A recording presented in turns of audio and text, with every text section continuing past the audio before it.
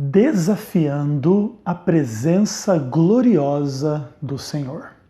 Eu sou Ezequiel Gomes e convido vocês a refletirmos no texto bíblico de hoje, que é Isaías capítulo 3. Gostaria de ler o capítulo todo com vocês, mas não será possível pelas limitações de tempo de um vídeo como esse. Mas aí você pode ler depois na sua casa ou antes de ver esse vídeo também, não tem problema, ok? Agora sim, olha, eu queria conversar um pouco com vocês hoje sobre a presença de Deus. E a presença de Deus na realidade, no mundo, segue uma lógica assim, interessante dentro da Bíblia.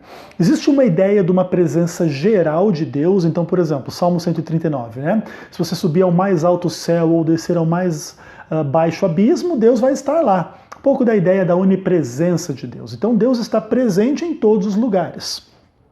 Na Bíblia, porém, também, você tem a presença especial de Deus em algum contexto. Então, por exemplo, Deus não está presente em todos os lugares da forma como ele estava presente, por exemplo, no lugar santíssimo do santuário de Israel, ali na Shekinah, onde a glória de Deus se manifestava.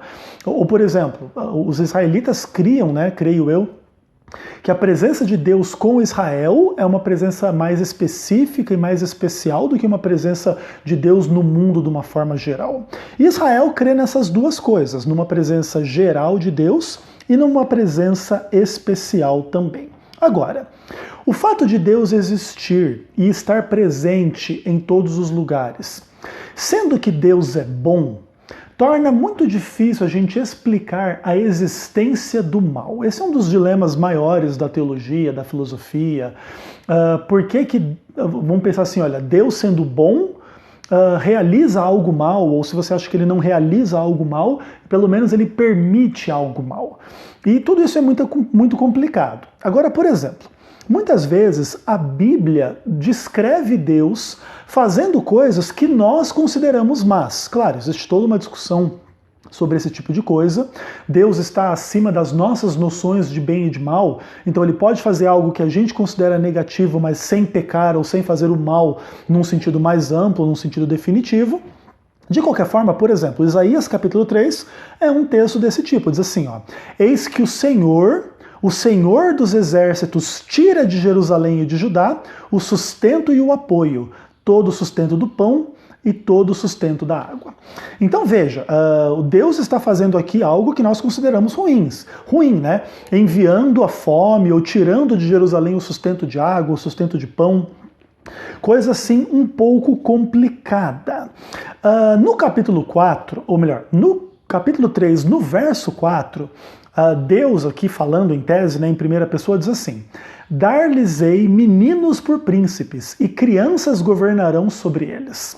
Aí o ponto de Deus instituir governantes inexperientes ou governantes inaptos para dirigir o povo. E que povo é esse? Né? O verso 2 e 3 diz: o valente, o guerreiro, o juiz, o profeta, o adivinho, o ancião, o capitão, o respeitável, o conselheiro, o hábil, o artífice, o encantador, etc. e tal. Então, a sociedade, de uma forma geral, estaria sendo governada por pessoas inexperientes, por pessoas sem condições de governar. E aqui é interessante, né? E aparentemente Deus está envolvido nesse mal todo aqui, no mau governo, numa situação de fome, numa situação de crise econômica, etc. e tal. Se você para a leitura por aqui, você fica com um quadro um pouco assim negativo da parte de Deus, né?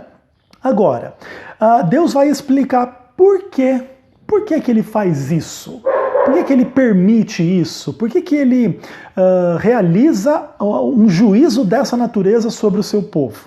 Aí, a partir do verso 5, ele vai explicar. Entre o povo, oprimem uns aos outros, cada um o seu próximo. O menino se atreve contra o ancião, o vil contra o nobre, etc. e tal. E aí, o que acontece? Deus, ele faz tudo isso em função das escolhas erradas do povo.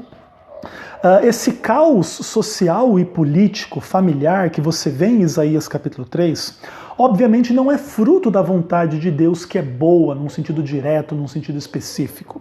Mas ela acontece por juízo da parte de Deus, em função do mal que a sociedade, a humanidade escolhe.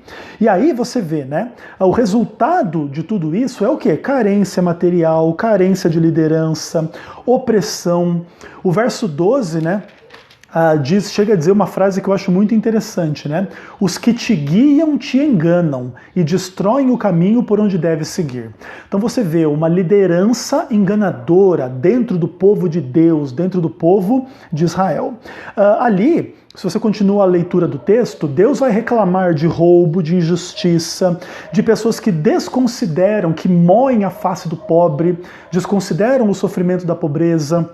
E você vê uma situação caótica em termos econômicos e em termos sociais. Qualquer semelhança com o Brasil de 2016, não sei se é mera semelhança ou coincidência. De qualquer forma, nesse quadro de caos social, de caos político, de caos econômico, entram em cena, a partir do verso 16, as mulheres de Israel. Agora entra a mulherada, né? E aí, a partir do verso 16 e o verso 17 diz o seguinte: diz ainda mais o Senhor, visto que são altivas as filhas de Sião, andam de pescoço emproado, de olhares impudentes, andam a passos curtos, fazendo tinir o ornamento dos seus pés.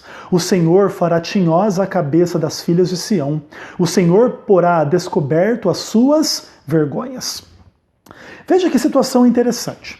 Aqui, no versículo 16 e 17 de Isaías 3, você tem uma situação onde as mulheres de Israel, que estão vivendo num contexto de caos social, econômico, político, etc., andam vaidosas, andam fúteis, andam numa situação assim, olha, altivas, nariz empinado, olhares maliciosos, chamam a atenção para o seu exterior, andam de tal forma a chamar a atenção. E você vê que essa atitude das mulheres nesse contexto evoca juízo de Deus sobre os símbolos dessa situação. Então, por exemplo, é nesse texto de Isaías 3 que a Bíblia diz que Deus vai tirar das mulheres de Israel o quê? Os enfeites, os anéis, as tornozeleiras, as toucas, os pingentes, os braceletes, os véus esvoaçantes, os turbantes, as cintas, os perfumes, os amuletos, os sinetes, as joias, né, de uma forma geral, os mantos, os chales, as bolsas, os espelhos, as camisas finas, os atavios e etc. Porque vejam uma situação assim, olha. Num momento de caos social, caos político, caos econômico, a vaidade feminina, ela se torna um símbolo de uma situação muito complicada. Imagina o seguinte: as pessoas estão passando fome, as pessoas estão sendo injustiçadas, as pessoas estão sem emprego, as pessoas estão sofrendo falta de saúde, falta de emprego, etc, etc, etc. E no meio disso tudo, o que a liderança do povo quer? É mulherada, sexo, prazer, etc. E as mulheres, para conquistar essa atenção, estão ali se arrumando, se pintando, colocando 1000 enfeites, 1000 joias, 1000 adornos. E Deus olha para essa situação e vê uma humanidade fútil, correndo simplesmente atrás de coisas da aparência, do prazer, sem considerar uma realidade mais ampla do sofrimento, do caos social e caos político que está acontecendo. E Deus lança juízo sobre essa situação. E ele diz: eu vou tirar tudo isso. As coisas não vão ficar assim. Em lugar dos seus belos cabelos, vocês vão ter calvície, etc. Ele fala aqui, né, de inúmeros problemas aqui, né? Em lugar da veste suntuosa, silício, marca de fogo em lugar da formosura. Ou seja, viria um juízo pesado sobre uma sociedade que não cuida de si mesma, não cuida do pobre, não cuida... vamos pensar assim, de que a sua prosperidade seja uma prosperidade para todos, para o alimento, para o sustento e etc. E só estão se preocupando em futilidade, aparências e etc. E aí, qual que é o resultado de tudo isso? Os versos 25 e 26 diz o seguinte: os teus homens cairão à espada, os teus valentes na guerra. As suas portas chorarão e estarão de luto. Sião desconsolada se assentará em terra. O que acontece?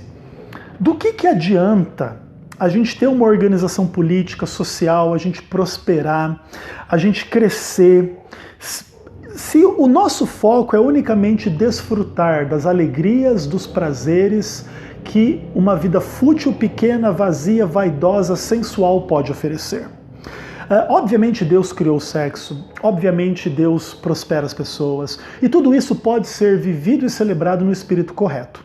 Mas a gente não pode desconsiderar os problemas mais radicais e importantes e fundamentais da vida humana em nome de prazeres e alegrias, e isso vai tornar-nos o quê?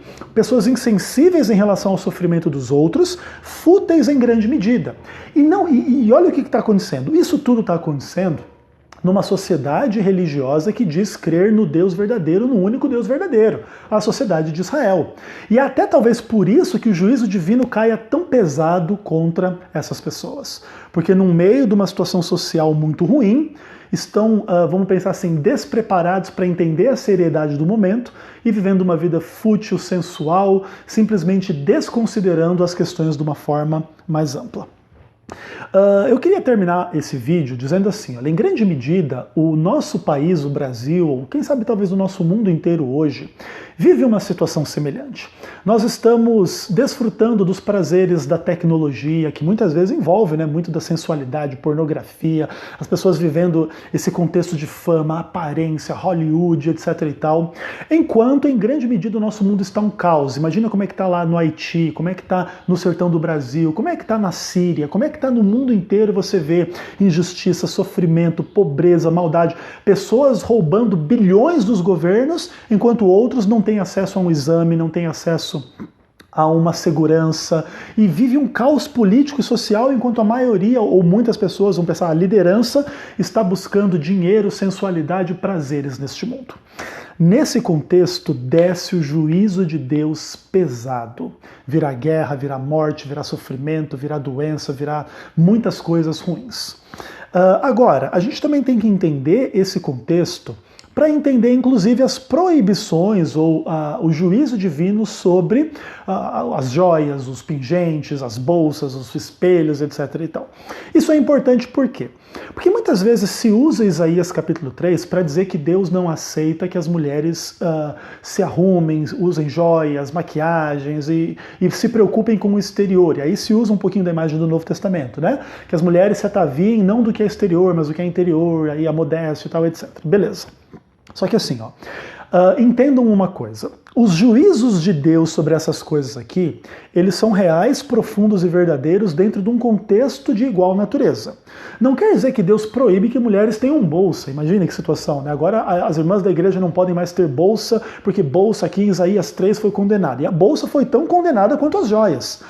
O espelho e o perfume tanto quanto as joias. Então, se Isaías 3 for uma prova que Deus pede que as mulheres da igreja não usem joias, quem quer usar esse argumento vai ter que proibir que as mulheres usem espelho, que usem cinto, que usem bolsa, que usem camisas finas e etc. Ok? Então a gente entende que as mulheres da igreja podem estar no seu coração com fé, com amor, e usarem suas bolsas e usarem os seus cintos, etc. e tal. Agora, claro, sempre lembrando da gente dar, obviamente, a atenção especial ao coração, ao caráter, à personalidade, à vida cristã, do que simplesmente a uma aparência dentro da comunidade da igreja ou da sociedade de uma forma mais ampla.